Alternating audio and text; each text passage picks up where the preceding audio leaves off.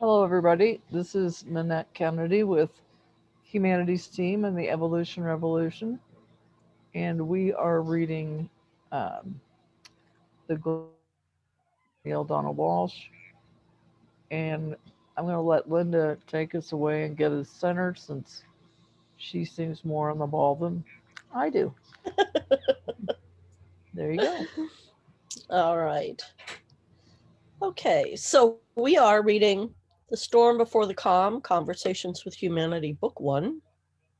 We're on conversation number 25, which starts on the Kindle version, in any case, on page 203. Last week when we only read the first page and a half, so my suggestion would be to just start again at the beginning of the chapter, if that seems to make sense to everybody. Yes. Okay. All right. So there's not a thing we can do about any of this. As we gather with others to begin our conversations and to write our new future story, I wonder if we can agree on some common objectives. Here are mine. How do these line up with yours? For my part, I'm hoping that our new story will produce these outcomes. 1. An acceptance at last of the true identity of all humans as an aspect and an individuation of divinity. 2. Embracing by more and more people, ultimately millions, of the truth of the oneness of all life and of humanity. 3. An understanding of why we are here upon the earth, a clarity as to the soul's agenda. 4. An end to abject poverty, to death by starvation, to mass exploitation of people and resources on the earth by those in positions of economic and or political power. 5. An end to the systematic environmental destruction of the planet. 6.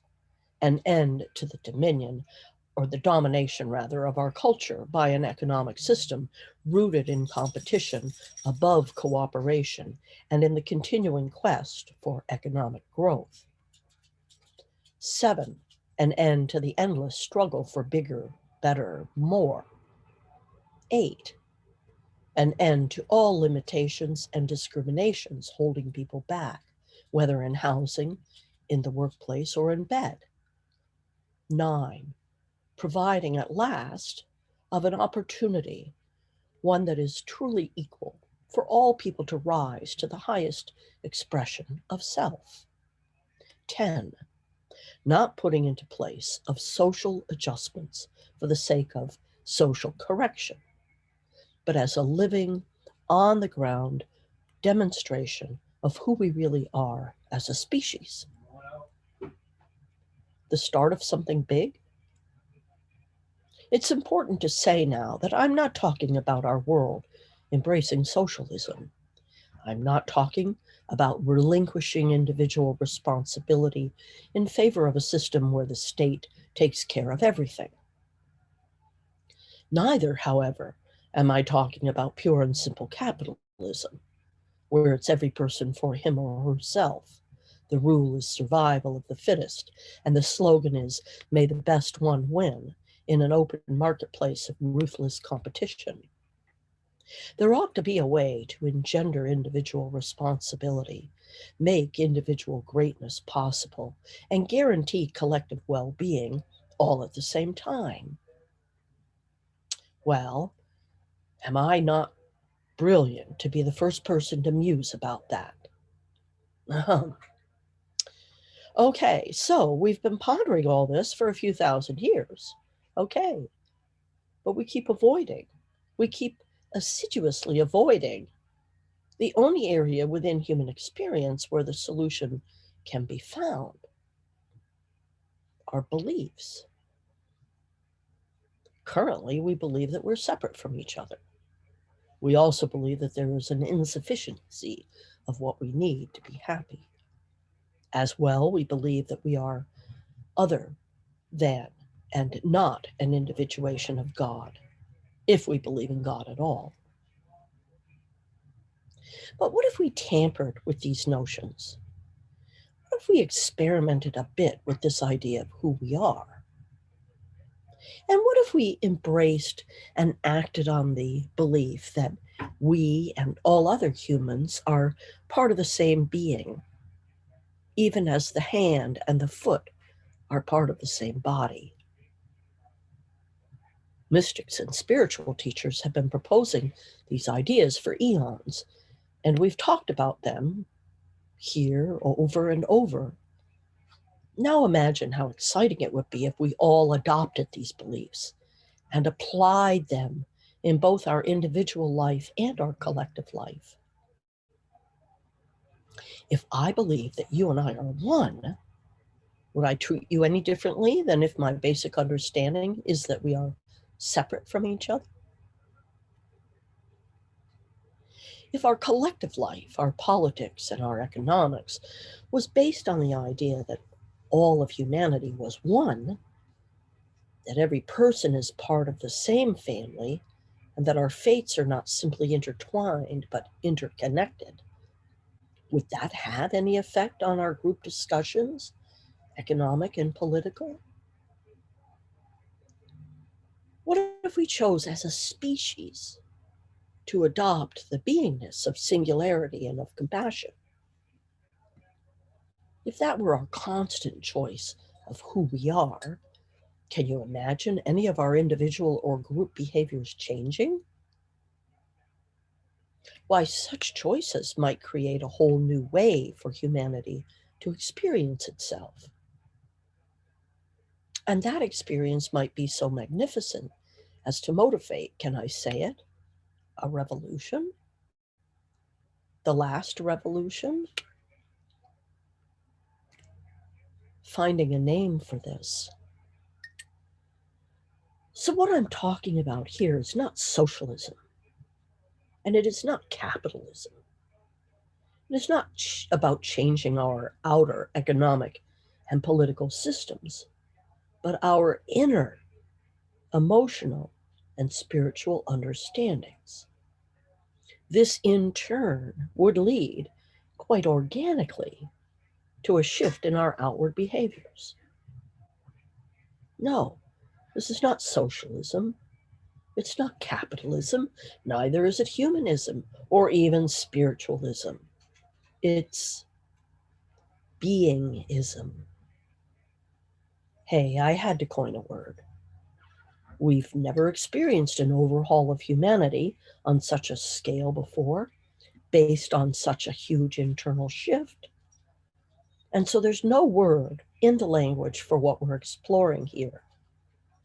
It's kind of a strange sounding word, but it says what I want it to say.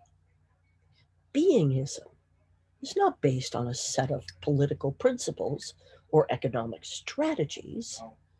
Beingism is based on us being individually responsible and collectively compassionate simultaneously, out of our understanding and embracing of who we are.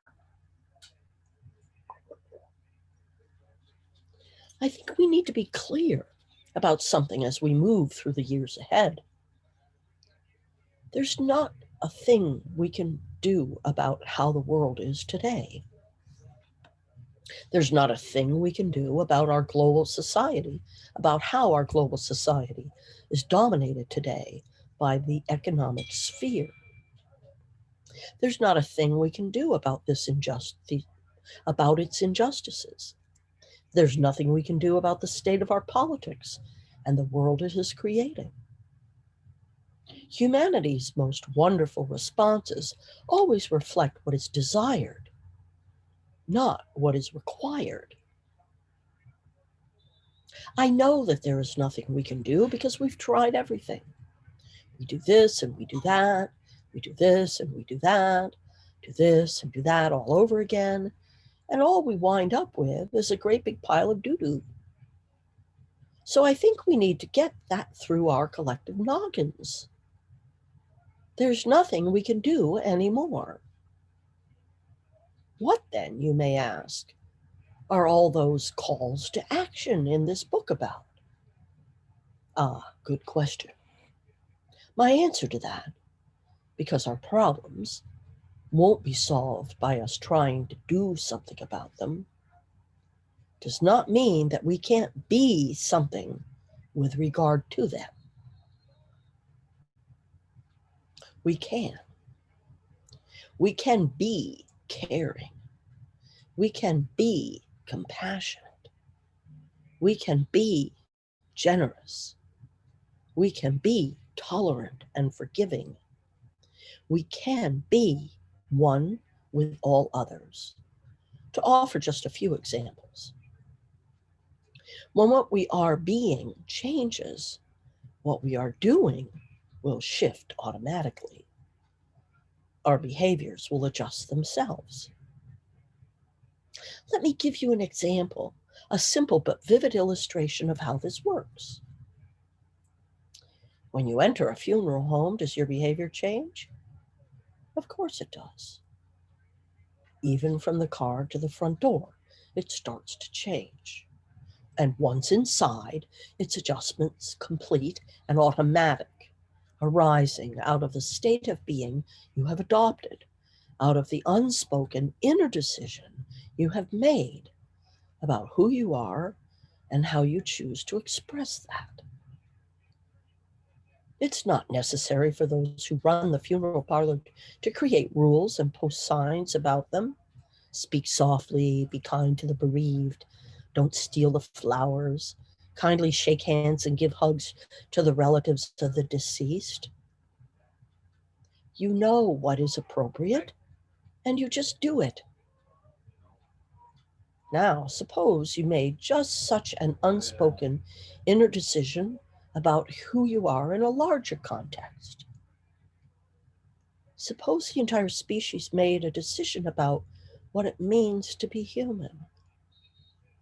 Would it be necessary for those who run the world to create rules and post signs? Speak nicely to people, please be kind to those who are suffering, exploitation of those who do not have economic or political power equal to yours is prohibited. No, rules and signs would be obsolete. You would know what's appropriate given who you are, and you would just do it. Laws wouldn't even be necessary. Conversations with God tells us that laws are non-existent in highly evolved societies. The highest behavior arises out of beingness, not out of obedience. Humanity's most wonderful responses always reflect what is desired, not what is required. So coming from being does not mean the abandonment of doing. It means our doing is sponsored by a different source. When action is an expression of being, it becomes a powerful demonstration of who we are. When action is undertaken for action's sake, it rarely achieves anything lasting. When action merges as the natural expression of what one is being, such action impacts and changes the world. The power of being can impact the world. Let's see how all this plays itself out in the real world. The lady down the street, we'll call her Dolores, decides there is something she must do, something she believes we must all do for the poor, sick, orphaned, and dying children of the world. She's picked up a pamphlet somewhere and she's on fire. She wants to do something. Life has been good to her. She wants, and this is very sincere, to give back. Dolores manages to talk a few friends into working with her, and they hold bake sales and get their kids to have car washes, and they do whatever they can to help raise funds and help provide for children she wants to help. Dolores is coming from doing. God bless her, she is doing some wonderful things. It will not, however, change much. She will touch some lives, and that is very special. And I want to thank Dolores. She deserves our appreciative noticing. Another lady is coming from being. She has embraced a notion of who she is that rises far above doing this. It is an idea that she has about herself, not about what she can do. She feels deep compassion in her heart and chooses to step into the being of that. I am compassion, she says. I am God's emissary, God's deliverer of compassion and caring. I am that. This is who I am. She may not have said this in so many words, but this is the place of pure being from which she emerges. This beingness moves through her, as her. Every time she sees a poor, sick, orphaned, or dying child, and she sees many, she is right where they are, she moves among them and ministers to them. She takes this mission not because there is something she feels she must do, but because there is something she deeply chooses to be. All change in life comes from within. Out of this decision, she touches not just a few, but many. Others see what is happening and they take up her work for her. Suddenly, with those others joining in, the reach of her efforts spreads around the world.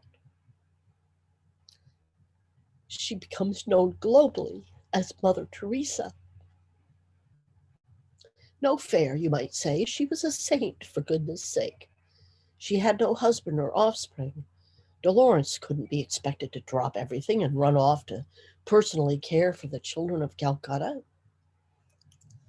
No, she couldn't. And that wasn't the point I was making. But I was hoping to illustrate the difference in energy produced by the root cause or the basis of action. One action emerges from a desire to do something. One emerges from the desire to be something. Beingness produces an impact that doingness can only imagine. Beingness spreads the action like wildfire. That is the point. If we want to truly change the world, we cannot do it from the outside. Efforts to change our reality will include the things we do, that's certain. But when those efforts start inside of us, as a burning desire to express an aspect of divinity that we choose to be, they inevitably produce doingness that touches many, many people. Why, it may even reach around the world. Hot dog, we finally get it. Let me tell you about the New Age hot dog vendor on Coney Island. Perhaps you've heard of him. He goes around saying to people, I'm the New Age hot dog vendor. Let me make you one with everything. People smile and say, okay, make me one with relish, lettuce, onions, pickles, mustard, and ketchup. He does, then hands it to them. Then he charges them a crazy amount, like $7.77, so that no one can hand him precisely what he wants. When they give him a $10 bill or two fives, he thanks them, turns and wheels his cart away. Hey, the people inevitably say, where's the change? Change, the vendor announced, must come from within. The outside starts on the inside. All change in life, including change in our collective life, comes from within. And if our individual life is experienced as a dyad rather than a triad, we're going to have trouble creating a collective life challenge, or change, rather. We're going to have trouble creating a collective life change. For it's what's in humanity's soul, not what's in humanity's wallet, that will purchase our freedom from humanity's suffering. I'm proposing in this conversation that humanity embrace itself, create itself, express itself, and experience itself, based not on principles guiding what we choose to do, but upon ideals including what we choose to be. Doing is an outside thing. Being is an inside thing. It is not my intention to propose a whole new social system, but rather to place before humanity a possible basis for such a new system, creating with co-authors from around the world a proposal for a new set of beliefs, a new cultural story from which a whole new way of being human collectively and individually may quite spontaneously emerge. That cultural story will contain some new foundational principles, to be sure, but mostly it will revolve around a reignited inner commitment to have life come from us, not to us. I'm going to suggest that this is the guiding principle of beingism. The idea here is to think about who we believe we are and who we choose to be before an event, such as the death of more children from the planet from starvation, perhaps rather than after it occurred. I have seen evidence that this can impact in a positive way the occurrence itself. Indeed, by this simple but elegant method, we can recreate ourselves anew in the next grandest vision of the greatest vision we ever held about who we are, both as individuals and as a collective. So then we are clear, yes? I'm not proposing a whole new social order. I'm proposing a new mental construct. It is changes in belief, not behavior, that I am after. Provide the first and you'll produce the second. The difficulty with humanity's previous attempts at reinventing itself is that we've always started with behaviors rather than beliefs. We continue to do so. It is beliefs that allow 400 children to die every day of starvation on this planet. It is beliefs that cause 1/3 of the world's people to be destitute. It is beliefs that sentence millions to live in domination. In the past, the call has been to reform the way we act rather than the way we think. The urgency has been to shift our responses to life rather than our basis for life. Yet there is only one way to meet the challenges facing humanity. We must alter not the way we conduct ourselves, but the way we construct ourselves. What kind of society are we building? What kind of future are we assembling? How are we teaching our children to form themselves? Are we teaching them who they really are and building them up for the experience of that?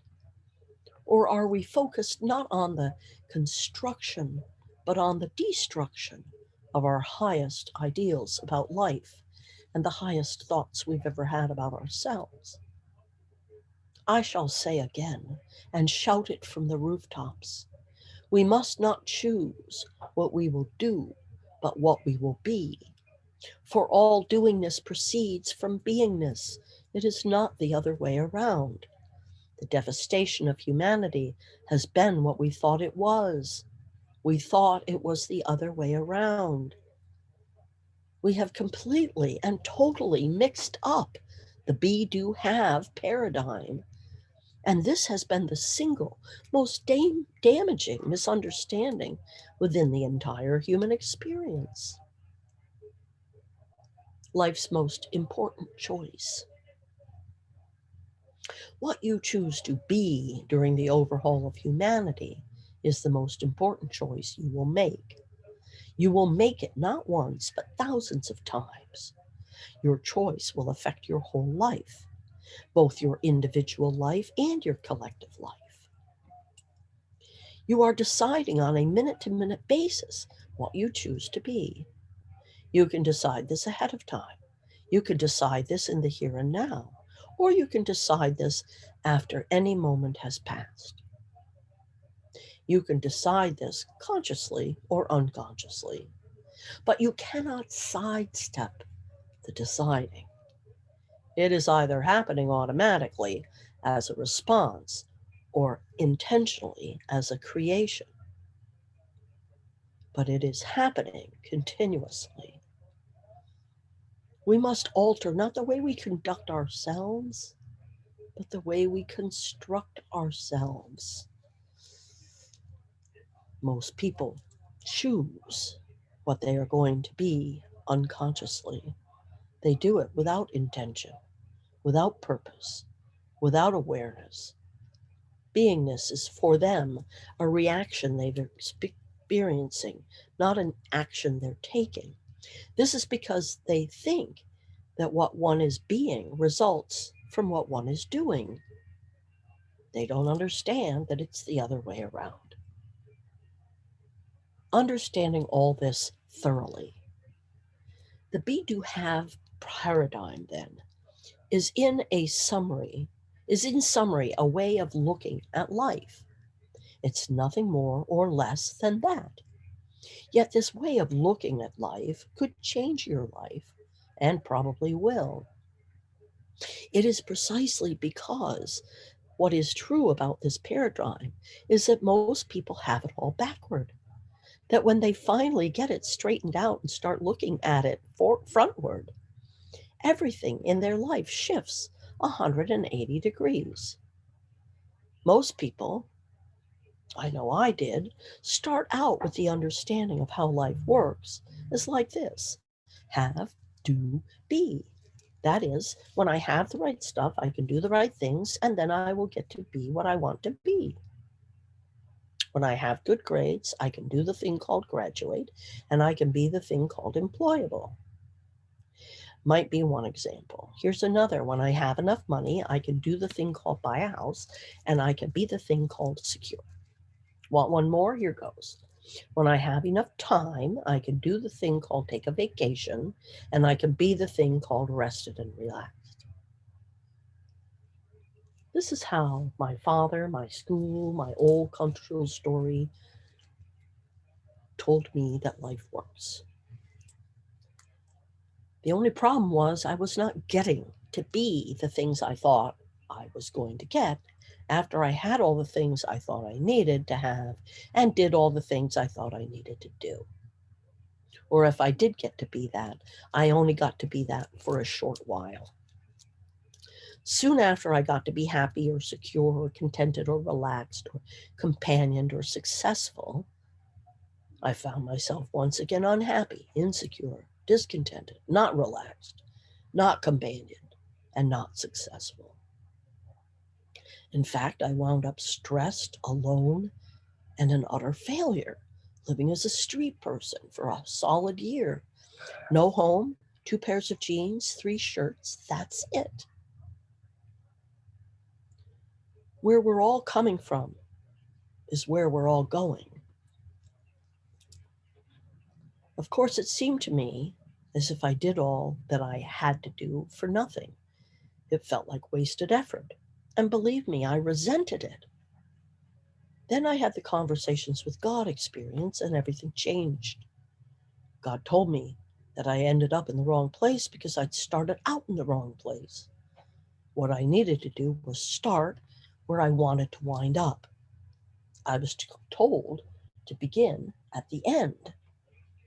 All creation starts from a place of being, God said. And I had the process of creation reversed.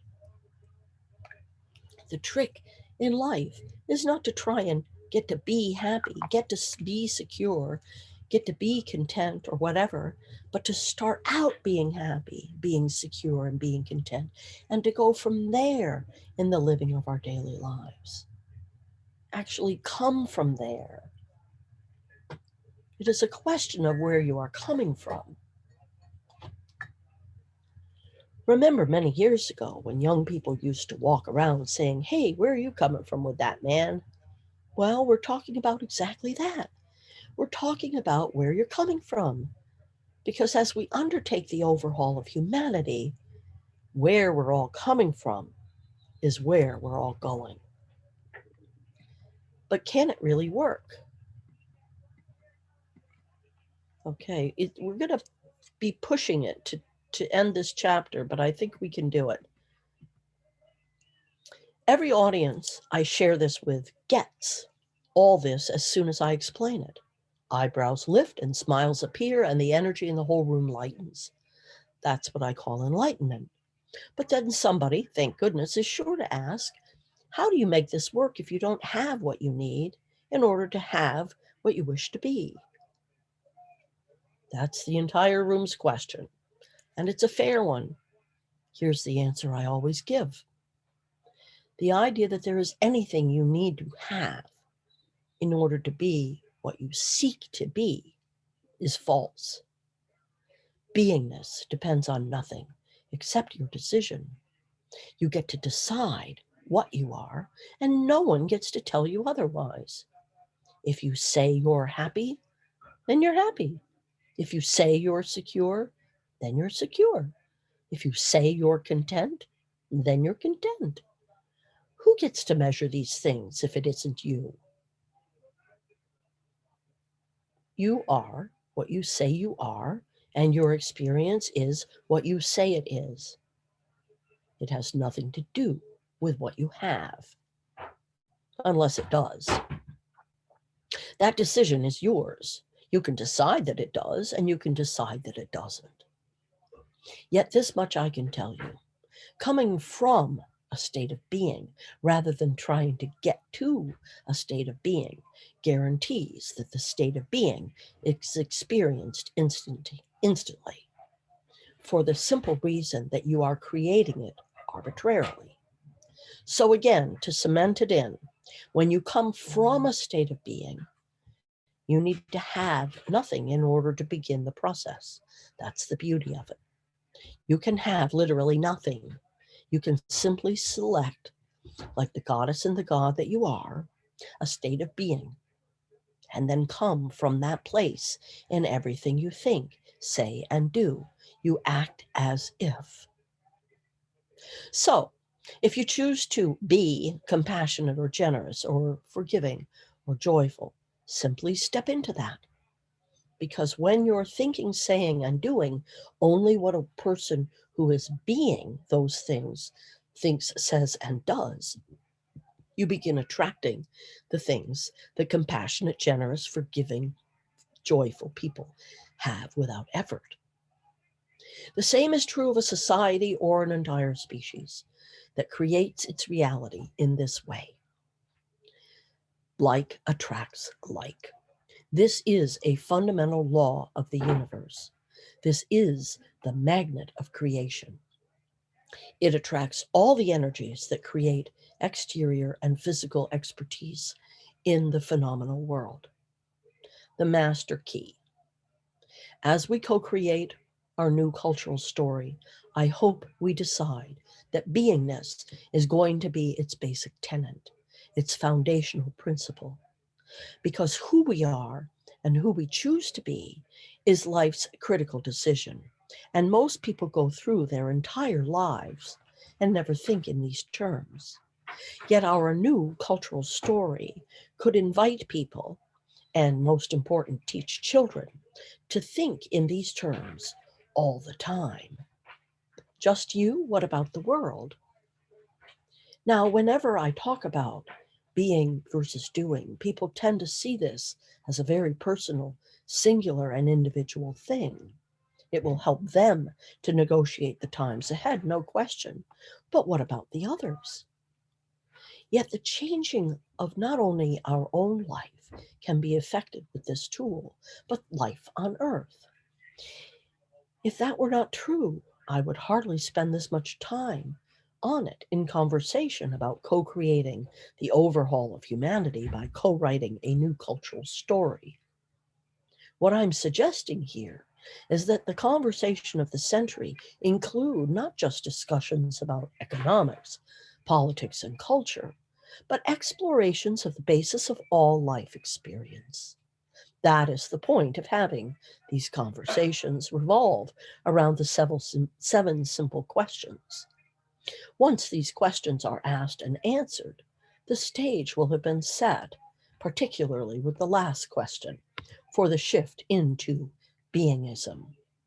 Like attracts like. This is a fundamental law of the universe. One could decide that one is going to become not a socialist, not a communist, not a capitalist, not a humanist, and not a spiritualist, but a beingist. As a beingist, each piece of legislation in the halls of our government, each business decision in the boardrooms of our corporations, each choice of words in the composing of our songs, or the writing of our sermons, or the making of our television programs, or the creation of our movie scripts, every single action we take in every one of these three spheres of human activity would be preceded by a courageous suggestion and a searing question. Let's take a look at what we are being here. Is that what we want to be? Points I hope you'll remember. Humanity's new cultural story is not a call for a move to socialism. The new human will make a shift from doing to being in the living of life. When what we do emerges from a place of pure being, it can have an enormous impact on our world. Being can even be the source of all government actions, political choices, and economic decisions. When it is, the world will be transformed. Action I hope you will take. Enter into beingness training every day, every hour, if you can manage it. Ask yourself one question: what do I want to be now? It may be more than one thing, but just try one at a time for a while. Choose a state of being: happy, compassionate, sensual, wise, caring, creative, considerate, forgiving, etc., in advance of each approaching moment. Then move into that. Make it a decision based on nothing. Allow it to be a decision made out of choice, pure choice. Know that your experience of how you are being does not have to be a reaction to what is going on. It can be a creation of what is going on. Discuss this process with the members of your discussion group. Invite them to engage in the beingness training. End of chapter.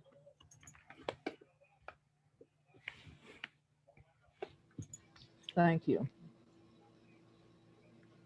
My goodness, Linda, you read that beautifully. Yes, you did. Thank you. It made it come alive. You know, when I read it myself, the expression isn't there, Mm. and neither is the crying. Uh, Yeah, maybe she complete can with crying. make notes that just say parentheses. Linda's crying right now. That you can stop and you can cry. Oh, well, that was definitely a packed chapter. There's no doubt about it. And on the one hand, it seems simple. Um, Something came up for me that uh, I just want other people's opinions. I'd say over the last 4 or 5 years, anytime I've ever posted a quote from Mother Teresa, somebody has something very derogatory to say about her. Can anybody enlighten me on that? Well, there was something about how basically she I mean, the thing I read, and I'm sort of paraphrasing, and this is my recollection, so it may not be accurate, but it was this notion that she thought that the suffering of the poor people was sort of beautiful, and she wasn't really trying to help them have a better state of life. She was just sort of helping them die with dignity or something. You know what I mean? That's my recollection, is that she wasn't trying to improve the quality of their life necessarily.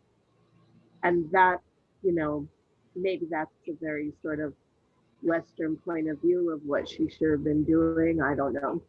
That's my recollection. If anyone else has anything, something. I find it shocking, so I'm going to have to go Google it because I was not aware that there was a negative association with Mother Teresa. She's a saint, right? Yeah, and I have had so many people say to me, like in a post, well, if she hadn't been so abusive to children, if she hadn't blah blah blah blah blah blah blah, and I'm always taken.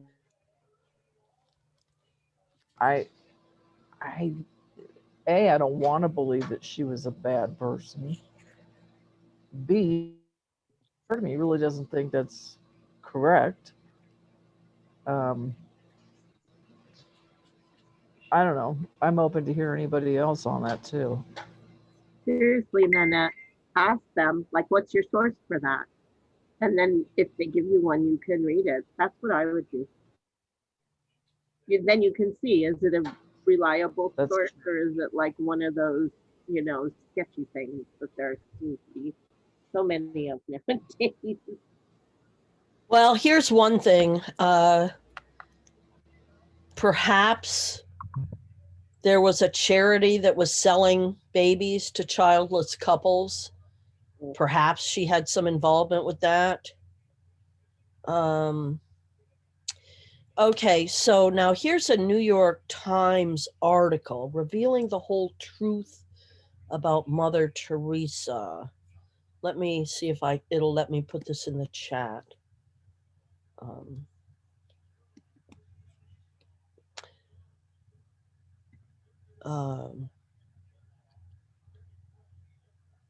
This is the Saturday Profile, A Critic's Lonely Quest, revealing the whole truth about Mother Teresa. So a Dr. Arup Chatterjee, a London-based physician, published a book, Mother Teresa, The Final Verdict, in 2003, which cataloged evidence that the missionaries of charity ran inadequate facilities and often offered little comfort to those it was trying to help.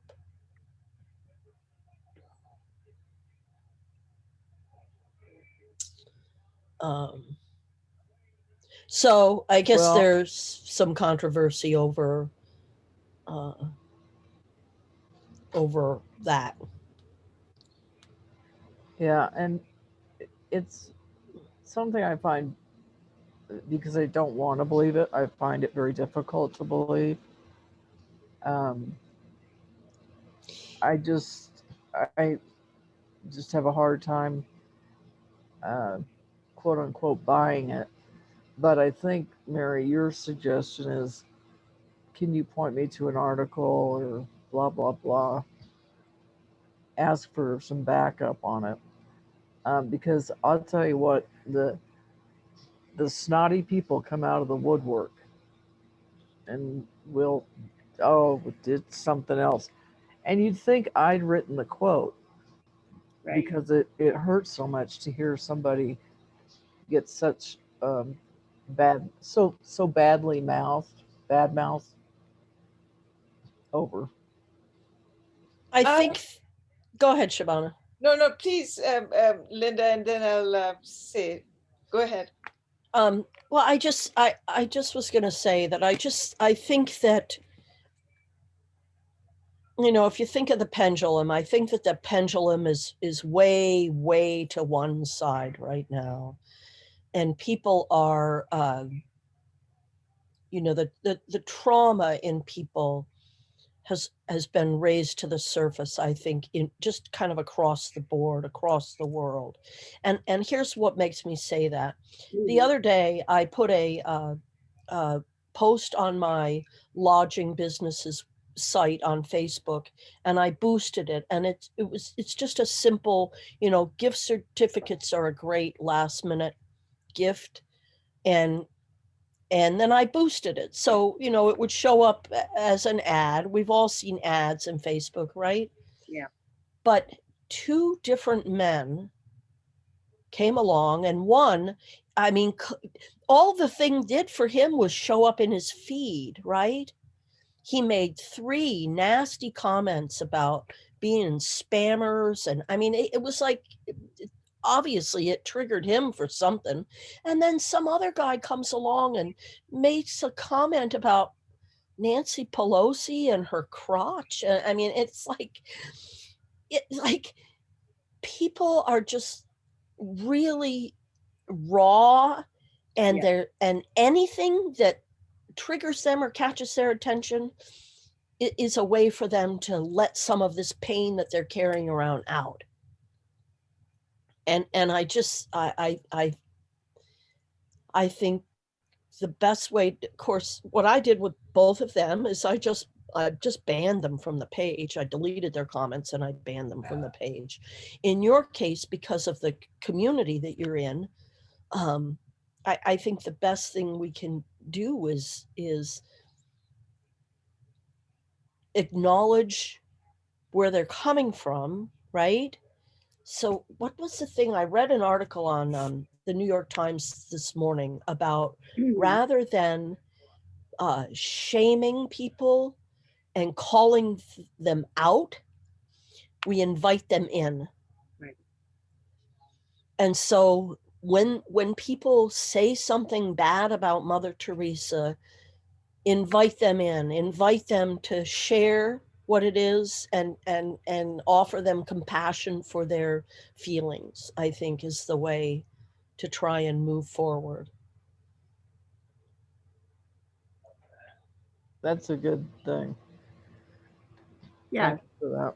I mean, if you go by the rest of this chapter, it's about who we want to be in Right. these situations. And I think we want to be love and compassion. Can I share a little reflection from what came up for me that doesn't have anything to do with Mother Teresa? Yep. It was really interesting to me because, you know, I, in the past, learned different kinds of energy healing that I thought I was supposed to be doing that with people, like that was my calling, and never really worked out that way. And I know some of that's my own issues that came up and self-sabotage or whatever. But this whole thing about being versus doing. And lately I've had a lot of really positive feedback from people about sort of what I contribute to their lives. And it always sort of surprises me because it's like I don't feel like I'm really doing anything, right? I'm just being. I'm being myself, which means that I sometimes say things to them that reflect what I've learned or, you know, whatever. And that is very meaningful for them. And then that makes them value me, you know, and I don't feel like I'm really doing anything except, you know, I'm just being and coming from that place of love and compassion and sharing what has helped me when I was in that pain, right? So that's what I got from this chapter. That was really interesting how it kind of dovetailed with what I've been seeing in my life lately. Thank you.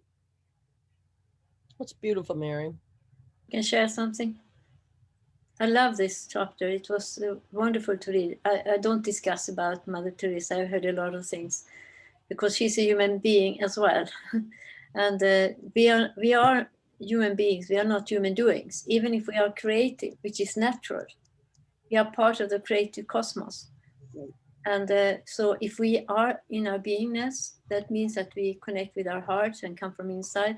And I agree on what was said, written in this book, that we should come from there all the time. because when that happens, there will be change in humankind.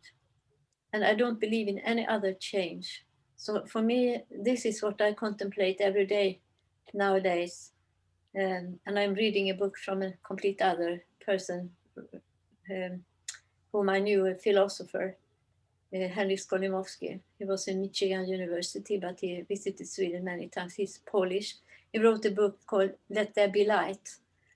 And it is about all these things. He comes back to this, to be the one we are, to come from within. And for me, to read that kind of, so that was really synchronized with this chapter today. And there is so much happening on the planet, and there is so much to discuss and argue about. But if we go back to this being, to the beingness, and go and meet situations from there, we will see the being in the one that argues with us and not be called into this argumentation. I think that is so fundamental these times. So that's my reflections about listening. It was wonderful. I Well really said. loved it. Well Thank said. We can continue talking about this next week, but we're running over. Shavana, would you like to do the? Or Linda, Hang do you on. want to? Well, I just wanted to ask Bima, who was the author? Because there's a number of books by that title. It's Henryk Skolimowski. Skolimowski. Skolimowski. I can write it in the chat room. I got it. Okay, I got it. Yeah. Okay. Let there be light. It's a magic book. Okay, and then the other thing I wanted to just say before, and Shavana had something she was going to share too before she did the meditation, but I just wanted to say that in terms of Mother Teresa, what we need to recognize is that she worked with institutions that helped her, and in the institutions had within them already institutional racism, institutional misogyny, et cetera, et cetera. So she did great work within the confines of society at the time. Society is evolving. And so by today's standards, there's a lot of people we would look back and say they're not such good people. And they weren't good people, not because maybe they weren't good people themselves, but because the society that they lived within was not a good society. And the people within that society are all going to suffer from that. So they could still have been good people, intending good things, but we're often blind to the things around us. So over. Shavana, take it over. Yes, I appreciate what you and Bima have just said. I am entirely conscious of the fact that today is the 20th and the equinox is tomorrow, which means that we're transitioning in a hurry, just a little bit over 24 hours from so Pisces to so Aquarian. So all I know is that I agree with both of you, like I agree with everyone, that it boils down to two words in my understanding, that judgment is a pox upon ourselves. Like the minute I judge, I am out of alignment. Like I'm just making myself physically ill, literally. And the only cure for everything is, as Linda said,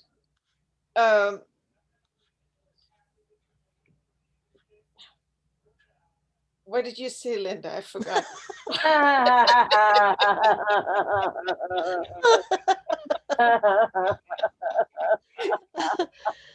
That's a bad place to leave us. Wait till I do it in the meditation, darling. Linda, you said something very, very valuable. Intention. That people had good intentions, Right. but they were working within systems which were, Flawed. Yes. Yeah, flawed. So and we all got to work with what we're working with. And of course, there's no time, but we are victims. Well, there's no such thing as a victim, but we are colored by our environment, by the collective unconscious, whatever you want to call it. So my desire right here, right now, is to make an extremely big deal out of the beingness. What I'm seeing is, in Canada, we've got fireworks that happen during the new year. Have you got them in the States too? Do you have them in Sweden, Bima, fireworks? Yeah, okay. Like that's sort of how people celebrate. And right now, what I'm seeing is giant fireworks of beingness, because what we're doing in this last little bit, like maybe it's 36 hours until the official launching of the Age of Aquarius, is let's get this show on the road by being the co-creators of the new world. And who cares about anyone's opinion about anyone or anything? We're moving forward with gusto. Okay. And if anyone, like, I just have to check all this out before I start my meditation. Has anyone got a problem with Patricia Cota Robles? No. Wonderful. So what I'm going to do is that, about 2 or 3 years ago, I memorized one of her affirmations. And so I'm going to do it now because I think it really fits. What she says is that the minute I say that I am my I am presence, and I am one with the I am presence of every person on earth, there's an explosion of fire that goes from the heart of the person who's saying it into the heart of every other person, because we're all one. And this little phrase just unites us in this violet flame, which is the color of the Father God and the Mother God, like the parents, if you want to call them that. So I'll just, if you're in agreement, I'll do the meditation according to what she's taught. I am my I am presence, and I am one with the I am presence of every person on earth. With loving gratitude, we accept our gift of life, and we ask our I am presence to consecrate every thought, word, feeling, and action that each of us utters throughout this day in loving gratitude for the opportunity to add to the light of the world. So here now, Bima, Linda, Mary, Nanette, and our our heart energy to magnify our God self. We are God, and we choose to be the love, the compassion, the kindness, the togetherness, the sincerity, the integrity, the joy, the peace, the love of the new age which we're building consciously, collectively, and joyfully. Amen.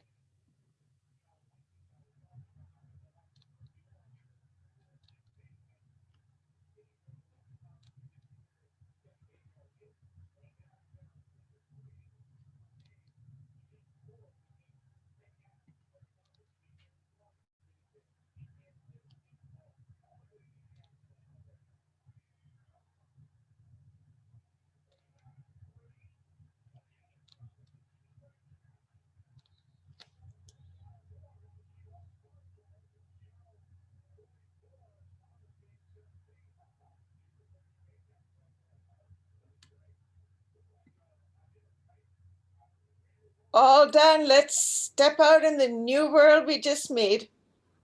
Thank you, Shabana. That was very nice. Thank you, everyone.